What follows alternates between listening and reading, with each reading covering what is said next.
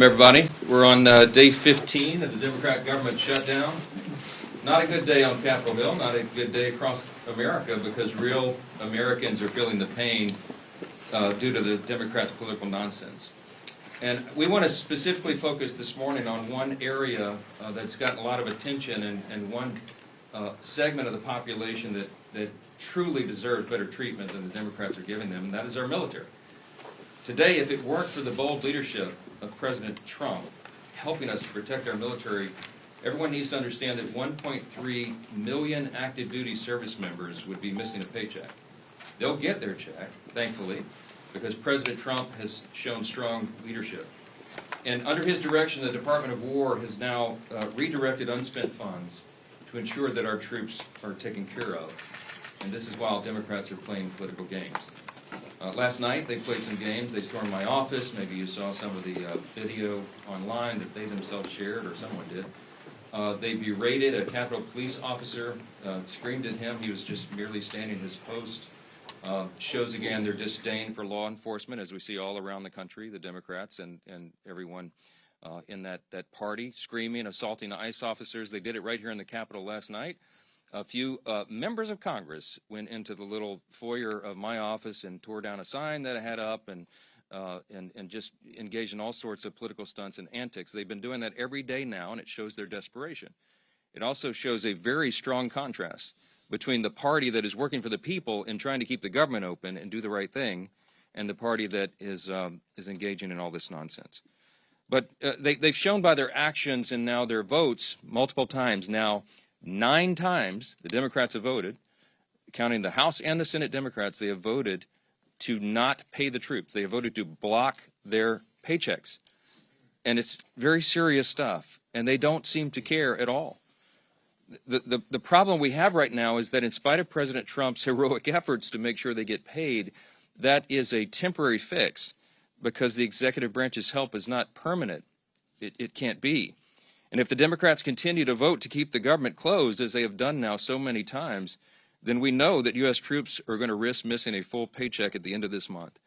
And that means service members on deployment who've left their young families back home, relying upon these checks. It means service members who are thousands of miles away from home. It means service members trying to make their rent and those who have ailing relatives that need to be taken care of. None of those people will be paid if the Democrat obstruction continues. And it should outrage every American because it does us. Democrats in Congress, again, have voted 9 times. Here's the tally. Every single time the Republicans have voted to pay the troops, and by the way, all other federal employees, federal workers, and the Democrats have voted over and over to stop it. And the depressing irony of this, on this particular subject, among all others, is that the most pro-shutdown Democrats actually represent the most active duty service members back home, whom they have taken hostage in this insidious political game. And I want to give you a couple of examples, and this is the actual statistic of the 10 states with the largest military populations. 6 are represented each by 2 Democrats in the Senate who are withholding the paychecks. Here's the list. In California, it's home to 157,000 active duty personnel, the most in the country. Those stationed at Fort Hunter Liggett and Camp Pendleton and Edwards Air Force Base and Vandenberg Space Force Base and others will all miss a paycheck at the end of the month if Democrat obstruction continues. Now, this is worthy of note. Both California senators, Adam Schiff and Alex Padilla, are gleeful about this government shutdown.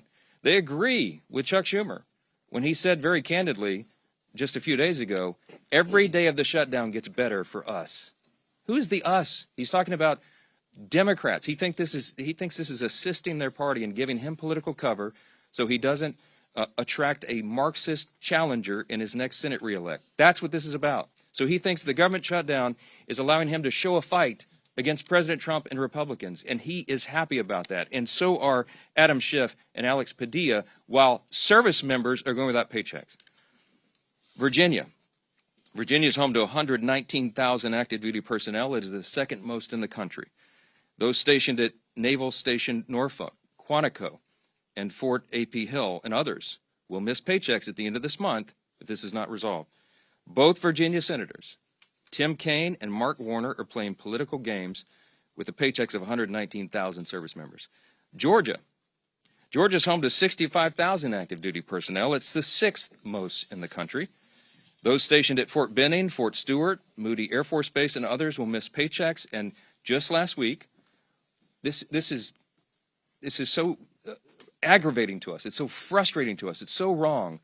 We saw service members waiting hours in lines wrapped around the block at Georgia food pantries. And meanwhile, you've got both Georgia senators, John Ossoff and Raphael Warnock, have now voted 8 times against paying those heroes. In Washington, the state of Washington is home to 57,000 active duty personnel. It is the 7th most in the country. And those stationed at Fairchild Air Force Base and Naval Base Kitsap, Joint Base Lewis McChord, and others will miss paychecks. Both Washington senators, Patty Murray and Maria Cantwell, have repeatedly voted against pay for service members in the Evergreen State. Hawaii is home to 43,000 active duty personnel. It is the 8th most in the country. Those stationed at Joint Base Pearl Harbor Hickam, the Schofield Barracks, and others will miss paychecks. And both Hawaii senators, Mazie Hirono and Brian Schatz, have voted against paying soldiers stationed in Hawaii. And by the way, many of them are thousands of miles away from their families. Colorado is home to 35,000 active duty personnel, the 10th most in the country. And those stationed at Fort Carson, Buckley's Space Force Base, Peterson's Space Force Base, and others will miss paychecks. And you guessed it, both Democrat senators are from Colorado, John Hickenlooper and Michael Bennett, have voted against paying those troops in their state. And I just want to mention New York. It gets honorable mention. It isn't in the top 10, but the Empire State is home to 17,000 active duty personnel, the 17th most in the country. Those stationed at Fort Drum and Fort Hamilton and others will miss paychecks. And sadly, both New York senators, Kirsten Gillibrand and the architect of the shutdown himself, Chuck Schumer, can barely hide their delight that the government is closed and troops are not being paid. I will just say this. There's something that should be remembered by everyone. Democrats say that even missed paychecks for U.S. troops won't be enough to end this shutdown. The Democrats, who we just demonstrated, represent thousands and thousands of the most heroic men and women on the earth, refuse to put their unserious partisan demands to the side and pay the troops. And here are the indisputable facts of this shutdown. Republicans want to pay the troops, and we have shown that with our actions and our votes. Republicans want to pay the troops, and we have shown that with our actions and our votes now 9 times. And the Democrats want to use them as hostages to extort $1.5 trillion in new unserious partisan spending that we just won't go along with. We won't sell out the long-term security and future of the United States so that Chuck Schumer can prevent a primary challenge from his left wing. We will not be a part of that nonsense. And until Schumer and the left wing of his party are satisfied enough that the pain this shutdown has caused has reached a limit that they're satisfied with, then the Republicans are going to stand here every single day, and we're going to continue to deliver the simple facts directly to the American people. Now, today we brought in some of our House Republican leaders who represent many of these military districts and that are being so deeply and adversely affected by the Democrats' senseless games. And the first up that I'm delighted to introduce is the chairman of our Main Street Caucus in the House Republican Conference, and that is Congressman Mike Flood. I'll tell you what, the House Republican Main Street Caucus couldn't be more proud of the leadership that we've elected to lead the House of Representatives. We stand united with this team that's remained in Washington to do God's work as we work our way through a very difficult shutdown. Speaking of Main Street, let's talk about what this means. I represent Offutt Air Force Base in Bellevue, Nebraska. We have over 10,000 airmen there. What do? We are in charge of deploying the nuclear triad. Think about that. It's very important work. And today, we have 2,300 of our civilian employees furloughed. We're holding diaper drives. The food pantry is getting stocked with more food. There's uncertainty on that base. The men and women who go to work every day to keep us safe, to provide that strategic deterrent on what could be the world's worst day, don't need this stress. We don't need this stress, especially to satisfy the political future of a New York Senate leader. This could have been avoided. He did the right thing, Mr. Schumer did in March. He's a pro. He knows political calculus. He paid a high price for it, and now people in my district are paying a high price, and it's not right. And by the way, as a country, we're better than this. We are way better than what's happening across our bases. And so to the people at Offutt Air Force Base and every military installation, the Main Street Caucus is here to say thank you for what you do. Whether you're furloughed or not, we appreciate every single one of you. Thank you again, Mr. Speaker, for having us, and thank you for inviting and including the Main Street Caucus. Well, I'm not going to introduce each of them. I'll ask them to do that themselves, but I do want to introduce you to the vice chair of the Main Street Caucus, and that is Congresswoman Laurel Lee, the state of Florida. Thank you, Mr. Speaker, and thank you all for being here today. We are here today because the American people deserve to know the truth about why our government is shut down. The reality is simple. This shutdown was entirely preventable. It's happening because Democrats have refused to work with Republicans on our responsible, common sense funding measure. House Republicans did our work. We passed a straightforward extension of funding to keep the government open while ensuring our troops, our Border Patrol agents, and all essential services are fully supported. But at every turn, Senate Democrats have instead chosen obstruction and delay. They voted again and again to stop temporary funding that would have kept the government open. Again and again, they put partisanship ahead of the needs of the American people. And it's hardworking American families that are paying the price. In my district, we see these impacts firsthand. At MacDill Air Force Base, there are thousands of brave men and women in uniform. Many have young families in our schools and spouses who work on base and in our communities. In addition, some of our very best neighbors work as civilian technicians and managers at MacDill and keep critical services, not just for our community, but for our country operating. These are the people who will feel the strain of this shutdown and Washington's dysfunction the most. The service members, the civilian workforce who serves alongside them, and the federal workers and their families. They are now left to worry about their bills, about groceries, about paychecks, all because of political games by Senate Democrats. They deserve better than this. They deserve leadership that puts our country ahead of politics. House Republicans have already voted to ensure our service members receive their pay, and we will not allow America's heroes to suffer because of this political brinksmanship. Thanks to President Trump's leadership, the Pentagon identified funding to make sure that our troops are paid this month, even in the face of this needless shutdown. This is not about politics. It is about priorities. Our priority is the American people. We want to secure our border, to strengthen our military, to restore fiscal sanity to Washington, and ensure that every taxpayer dollar is spent wisely. Senate Democrats have made their priorities clear. They're more interested in protecting wasteful spending and expanding benefits for illegal immigrants than they are in protecting our service members and our hardworking American families. That is unacceptable. To the men and women at MacDill Air Force Base and the families across Florida's 15th Congressional District, and to every American feeling the uncertainty of this shutdown, know this: we are fighting for you. We are fighting to reopen government responsibly, to ensure stability for your families, and to get this country back on track. It's time for Democrats to stop the political games, to stop holding our troops and our federal workers hostage to their agenda, and to join us in putting the American people first. Thank you. And now we have our colleague, Representative Lalota. Good morning, everybody. Fully funding our military is the most important thing our Congress can do. And 15 days into this shutdown, it's time for Chuck Schumer to do what's right and show a fraction of the courage and selflessness our troops display every day. Before I came to Congress, I was a Navy man. I deployed overseas 3 times alongside some of the most selfless and brave Americans our nation has to offer. These men and women serve their nation in hot engine rooms overseas, on dangerous aircraft carrier decks conducting night flight operations, and on island chains ensuring they didn't become a safe haven for terrorists.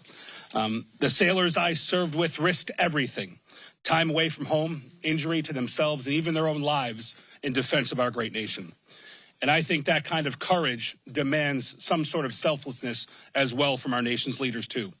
Thankfully, President Trump showed the boldness and decisiveness to ensure that our troops got paid, and they didn't miss today's paycheck. That's welcome news for our families who serve our great country, who, frankly, we don't pay enough as it is. But troop pay is just one piece of the puzzle. A prolonged government shutdown endangers America's national security, halting contracts, furloughing half of the Defense Department's civilian workforce, and disrupting intelligence and operations. It weakens our ability to compete with China, Russia, North Korea, and our other adversaries. It delays training, it delays deployments and housing support, and reduces overall readiness. Like Chuck Schumer, I'm a New Yorker, and I'll say this plainly. The next generation of New York Democrats are socialists, like AOC and Zohran Mamdani, and they're dragging their party towards socialism. They want open borders, they want taxpayer-funded health care for illegal immigrants, and they want government-run grocery stores. Just look at the race right now for New York City mayor. Now, I know that socialism doesn't come naturally to Chuck Schumer. It was said before that just back in March, he supported the same clean CR that we're asking him to support today. Back in March, he had a backbone, Chuck Schumer. He stood up to his party's radical base and said he would put the nation before his own political interests. And he took a lot of flack for doing so. And that's why he's changed his course. But we're here today to call on him to do better and to put the country before his own political job. And we're asking that he put the hundreds of thousands of federal workers that rely on a continuing resolution, we're asking him to support that. And we're asking him to put the millions of Americans before his own political future. We New Yorkers, we pride ourselves on being tough. So I'm asking Chuck Schumer to be tough and to stand up to his own party's base. Stand up to AOC and Mamdani. Be brave like our troops. And do your job and reopen our government. I want to introduce my good friend, also a military veteran, an Air Force, don't hold the Air Force part against him, an Air Force colonel who's doing a hell of a job fighting for his constituents in Iowa, my friend Zach Nunn. Thanks, brothers. Appreciate it. Whenever you can get the Navy and the Air Force on the same target, we're moving in the right direction. Friends, here's the reality right now. This government shutdown does not have to happen. We have a reality before us where 1.5 million troops, both those active duty and those in the Guard and Reserve, are on pins and needles where they're going to be able to feed their family marching forward. I am so proud to be standing with fellow patriots up here, many of them who have served. I'm one of those members who have served not only in combat, but continue to serve in my reserve capacity now. I've already committed my drill this weekend, and speaking with frontline members who are serving in uniform, our brothers and sisters, the sons and daughters of families who have sacrificed to have their child be in the military. They all have the same question. Why is this happening? And what is the mission to be able to stop it? Well, let's be very clear. The House of Representatives has executed its portion of the mission. Fully pay our federal government. The majority of the House, the majority of the Senate, the majority of the American people want this. But the reality is there's a handful of individuals in the Senate who have put a stop to it. And this is where I agree with one of my colleagues. We don't govern by temper tantrum, he said. We'd be hurting millions of Americans, and we'd be treating them as leverage. That was Chuck Schumer in 2018. Another colleague said, this is irresponsible. No, it's reckless. My other colleague, Nancy Pelosi, but that was in 2013. A fellow colleague said it's not normal to hold 800,000 workers, or in this case, over 1 million military members and their paychecks hostage. That was from AOC in 2019. Team, we've heard about the firsthand impacts to individuals. And it goes beyond just America, but what's happening right in our own districts as we look at this. Today, 15,000 National Guardsmen from Iowa were in danger of not being able to decide whether to put a down payment on a new car or being able to put food in the refrigerator. 2,000 of those members are right now deployed on the front lines in U.S. CENTCOM in Iraq. And even more of their families are wondering not only will they be safe, but will they be able to take care of their kiddos back home? So I called them up and I said, hey, First Class Chase Holmes is a sergeant with our Iowa National Guard. He's currently preparing operations to be able to defend the country overseas. But because of the shutdown, critical joint training between his team and NATO was canceled. We spoke with an Iowa Guardsman and chaplain for the 224th Combat Engineers Battalion, Caleb Whiting. He is leading part of the 1,800 Guardsmen currently deployed to the northern part of Iraq right now. And he told me plainly, we're working, but we don't know if we'll get paid. I'll put my life on the line, but I hope someone's there to take care of my family if my paycheck doesn't come through. These aren't theoretical. These are real people, real impact, real costs. Let's be blunt. The shutdown of the government has only one hostile actor, and there's a few individuals in the Senate who refuse to put the country before the hostage of the 350+ million Americans they've taken. It's unacceptable, and that is why I am grateful that while President Trump is helping lead peace in the Middle East with the men and women who are on the front lines providing it, we have folks at home who need to do the same job and stand up for this country first. Thank you to my colleagues, but most importantly, thank you to all our federal workers, and God bless our troops. With that, I'm thrilled to introduce our leader, a man who's been on the front line of this himself, Mr. Scalise. Thanks, sir. Thank you, Zach, and thank all of my colleagues who you just heard from, many of whom served our nation bravely in our nation's military. I want to say thank you to the over 1 million men and women in uniform who continue to serve right now. Despite the uncertainty that does not need to exist. And why? Because Chuck Schumer is more afraid of the radical leftists in his own party than he is concerned about making sure that those families don't have to wonder about whether or not they're going to be able to put food on the table. Their families, while they're overseas, many of them, are going to be able to put food on the table during this Schumer shutdown. And keep in mind, over 1/3 of all men and women who serve in uniform right now, over 1/3 of them live paycheck to paycheck. That means when Chuck Schumer is voting to deny them pay, many of them will not be able to make their rent payment or their mortgage payment. Many of them will not be able to make their car note payment. And the stress that adds to their lives unnecessarily should not happen, did not need to happen. This House came together. I'm so proud of the men and women I serve with in Congress here in the House where we did our job. Weeks ago, we sent a bill over to the Senate. That doesn't resolve all of our differences. People often say, gee whiz, why can't Washington just get together? You know, which side's going to win this thing? It's not about which side wins. It's about stopping the American people from being the losers in Chuck Schumer's fight while we go negotiate our differences. We have big differences we need to negotiate, and the clean CR that we passed over to the Senate does not resolve those differences. It just gives us some more time to have that negotiation. And by the way, that clock is getting sooner every day. November 21st is not extending every day that Chuck Schumer continues this charade that he's playing with the lives of millions of American families. That date is going to get closer every day, where we're not going to have as much time to negotiate our differences. And how big are those differences? Just look at the wish list, the hostage list that Chuck Schumer filed weeks ago, his demands that he said have to be met before he'll even open up the government again. $1.5 trillion in new unrelated spending Chuck Schumer demanded, including, yes, eliminating all the verifications so that illegals will get taxpayer-funded health care. That's in Chuck Schumer's bill. Chuck Schumer guts the $50 billion rural hospital fund to give taxpayer-funded health benefits to illegals in his hostage demands. That's not going to happen. And so when are we going to have a rational conversation? When are Democrats going to actually become serious in this discussion where they say, let's open up the government and start talking about our differences, about how we're going to get this country back on track? And then contrast again, just look at what happened yesterday.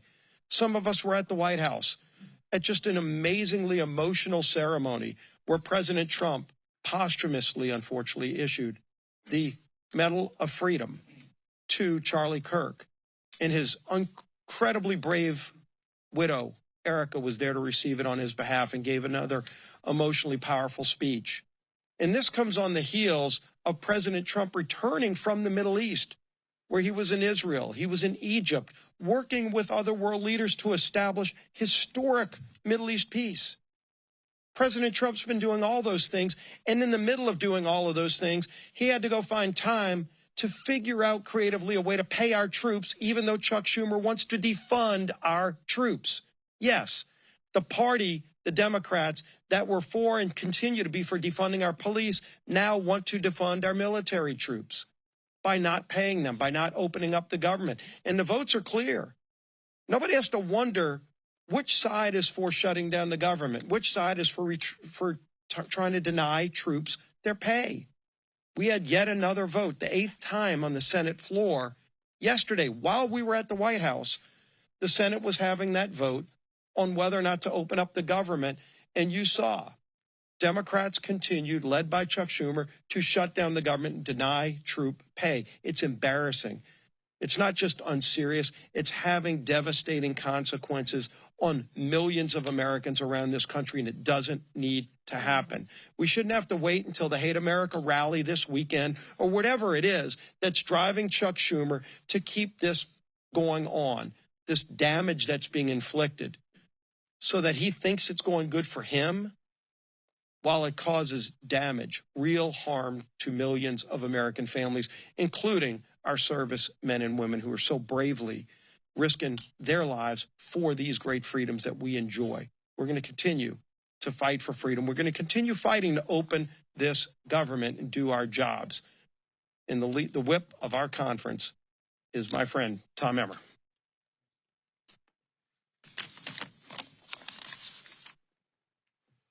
If Chuck Schumer and the Democrats had things their way, more than 1 million service members would not get paid today. Thankfully, our commander-in-chief stepped up where the Democrats have refused by reallocating funds to ensure our troops receive their hard-earned paychecks today. Thanks to President Trump, military families across the country will have the resources they need to continue making ends meet just a little bit longer. Yet, what has been the Democrats' response? Representative Madeleine Dean told CNN yesterday, quote, "This is not the way to run a government," close quote. Making sure our troops get paid is not the way to run a government? You know what is actually not the way to run a government, Representative Dean? Holding the American people hostage over your $1.5 trillion wish list of radical demands. Clearly, the Democrat Party of today is not your grandfather's Democrat Party. They care about one thing and one thing only, appeasing the radical, pro-terrorist wing of their party. And they will inflict the maximum amount of pain on the American people to do it. But it doesn't have to be this way. Republicans have a nonpartisan government funding bill ready in the Senate. We've been talking about it now for more than 2 weeks. It can be sent to President Trump's desk immediately. We could end the Democrats' shutdown chaos today if they would do the right and reasonable thing by passing our clean CR. It contains 0 partisan policy riders, no gimmicks. It's the same spending levels that Democrats supported just 6 months ago and that they passed 13 times previously under the Biden administration. But 9 times now, 9 times, the Democrats have refused, shutting the government down in the process and forcing Americans to pay the price.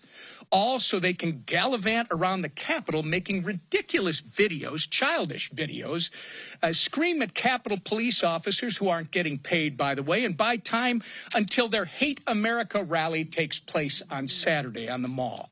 It's despicable and it's wrong. We can only hope that they come to their senses and that the madness ends soon. Until then, our message remains the same. Stop playing political games, pass our clean CR, and reopen the government for the people you were elected to serve. Lisa McClain, our conference chair. Thank you. Well, good morning, everybody. Here we are again. I'm going to be very clear. Chuck Schumer wants a dirty deal. I'll say it again. Chuck Schumer wants a dirty deal. One that caters to his radical base. You know, the same crowd planning to protest at their I Hate America rally this weekend. And what is in this so-called deal? Let's take a look at what's in Chuck Schumer's dirty deal.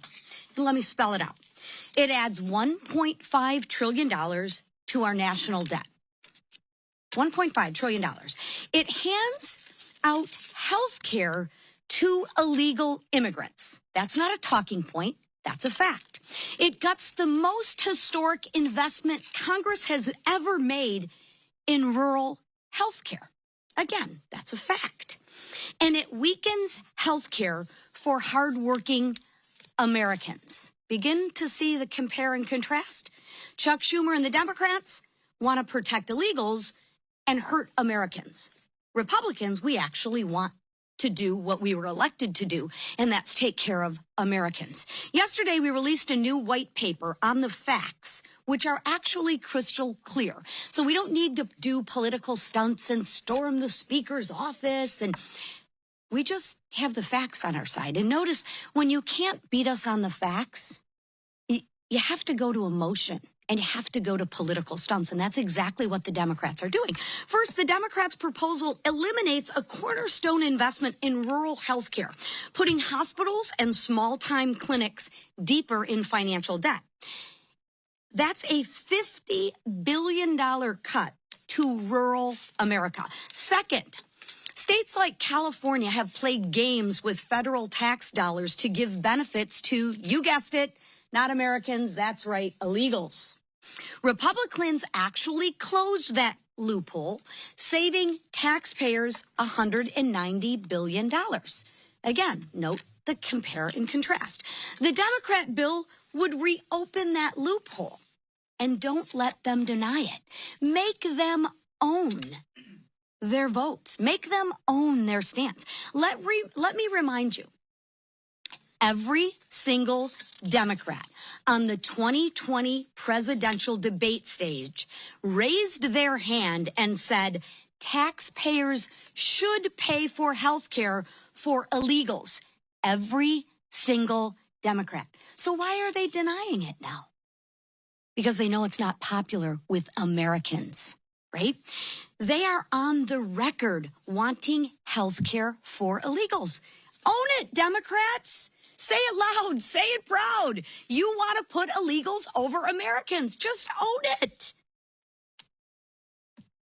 I'm going to say it again. They are on the record wanting health care for illegals, and their dirty deal that they lay out in black and white. Finally, Democrats' plan forces taxpayers to cover the majority of emergency medical costs for all non-citizens. Another $28 billion tab for who? You guessed it, the American people. So here's the bottom line. The Democrats' proposal would force taxpayers to fund $119 billion in waste, fraud, and abuse. Yes, that's right. The Democrats advocate for waste, fraud, and abuse. Why? Because it's not their money, it's your hard-earned money, including benefits for people that are here illegally. That weakens health care for Americans. It also defunds rural health care. Again, that weakens health care for who? That's right, it weakens health care for Americans. It is absolutely outrageous. So here's my message to Democrats. Tell all of your radical base you're done taking orders. Tell them you're putting America first.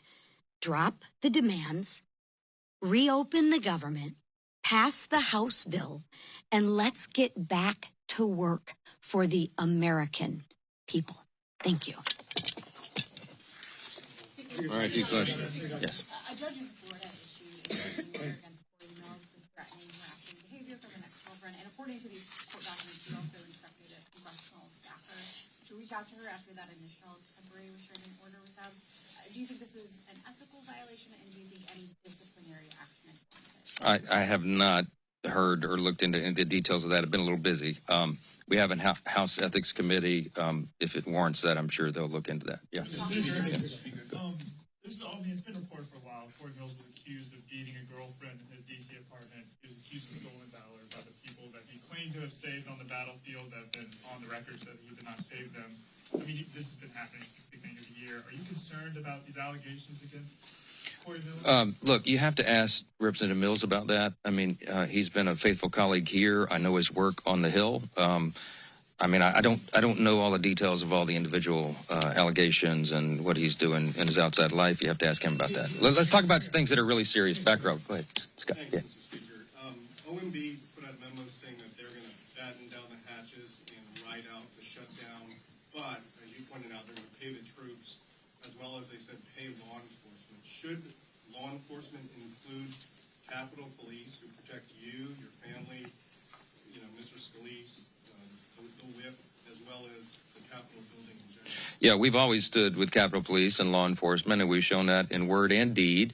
And I can tell you that I was with the president for a couple of hours in the Oval Office last night. I spoke with Russ Vought in the Rose Garden before the Charlie Kirk service. They are, what's the right word, forlorn about this. No one on the Republican side is taking any pleasure in this scenario. Yes, we're always for reducing the size and scope of the government and all of that, but this is not the way to go about it. We don't shut the government down, turn off the funding streams, and then require all these cuts like this. So what they're doing is they're having to triage federal spending, as you know, because anybody, as we've said, any person who's in the White House, regardless of party, and their director of OMB, is given this unfortunate reluctant task. They have to figure out and triage what are the most essential services personnel policies and what are not. They're going to look at that through a partisan lens, but when they look through it through that lens, I mean, we're looking at it right now as conservative Republicans, the White House, that's who serves in the White House right now.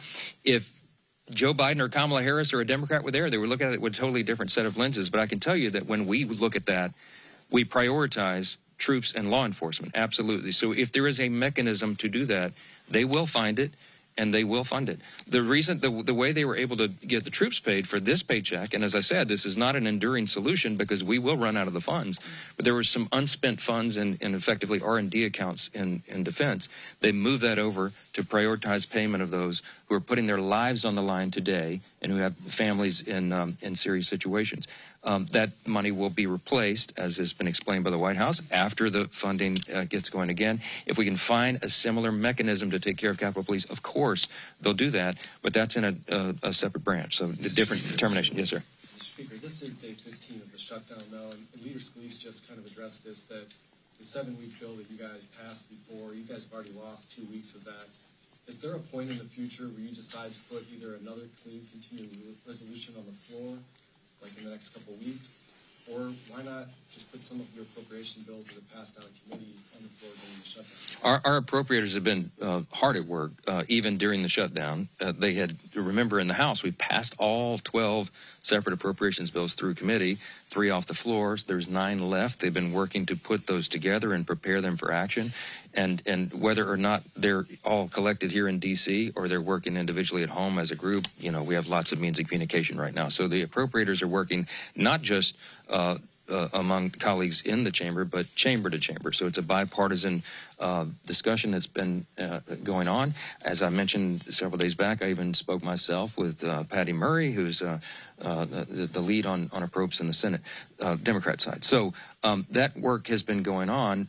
With regard to the timeline of the CR, it would do us no good to pass yet another CR out of the House because it will meet the same fate. Chuck Schumer and the Senate Democrats want to close the government down. They are gleeful about this. They are happy that troops are suffering all this pain, apparently, because they've just voted now 9 times collectively.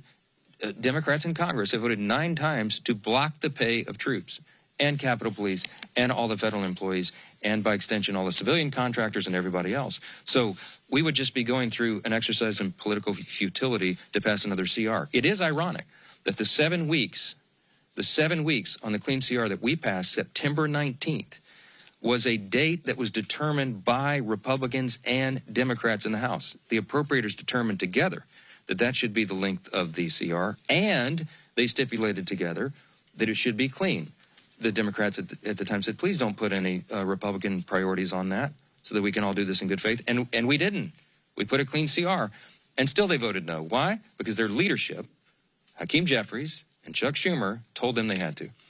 So I think appropriators want to get back to work. I know every House Republican does. Well, we've got to get the lights turned back on, and Chuck Schumer and the Democrats need to vote to do that so we can get back to regular legislative session. Yes, ma'am. Last question. Just to follow up, though. So the Senate is actually trying to advance some appropriations bills. Are you saying that if your appropriators get some bills ready for the floor, you'll bring them back, bring the chamber back, even if the CR isn't passed? Leader Thune is trying to advance the defense approach bill today. We'll see how that turns out. My suspicion is the Democrats are going to play their same political games and stop that cold. I hope I'm surprised by that, but we'll see. We're on a 48-hour return notice for House Republicans and the House itself. Dependent upon action in the Senate, we can get all this moving again, and we can get back to all the regular order and all the things that are stacking up on our plates. It is ironic that even though Democrats decided upon the end date, the 7 weeks to go to November 21, it is the Democrat leadership that is eating up the clock. And they are doing great harm to the American people, not just by suspending services, vital services and paychecks, but also because of the backlog of work that the Congress has to get done. And we cannot do it while hardworking Americans are suffering because of these antics. And that's why we're demanding, insisting that they get it open. I'll leave you with this. You've heard the word contrast here a number of times today. I'm so grateful for these Main Street Caucus leaders who came in to help us articulate this contrast. I'll just say this again. You have 2 parties on a split screen right now. You have President Trump and the Republican Party reducing your taxes, cutting government red tape and regulations to get the economy going again, passing historic legislation to boost the economy and bring down the cost of living. You have Republicans who have ended the border crisis, almost 0 illegal crossings in the last 4 months. You have Republicans who are working to end the crime crisis and support law enforcement and ICE officers and all those who are wearing that badge and putting their lives on the line and supporting our troops, as we've talked about today. You have Republicans who are ending fraud, waste, and abuse in government and making government work more efficiently and effectively for the people. And you have President Trump and the White House and his administration ending conflicts that are killing millions of people around the world. What have Democrats accomplished in the last 9 months? A government shutdown. I mean, the contrast between these parties could not be any more stark. And I encourage you to watch. We call it the Hate America rally that will happen Saturday. Let's see who shows up for that. I bet you see pro-Hamas supporters. I bet you see Antifa types. I bet you see the Marxists in full display, the people who don't want to stand and defend the foundational truths of this republic. And we do. And that's what we're here doing every single day. And we'll continue to come in every morning and tell the American people the plain and simple facts, because the facts are going to win the day here. The American people are not stupid. They see what's going on, and they know who's to blame. Thanks for being here this morning. Thank you.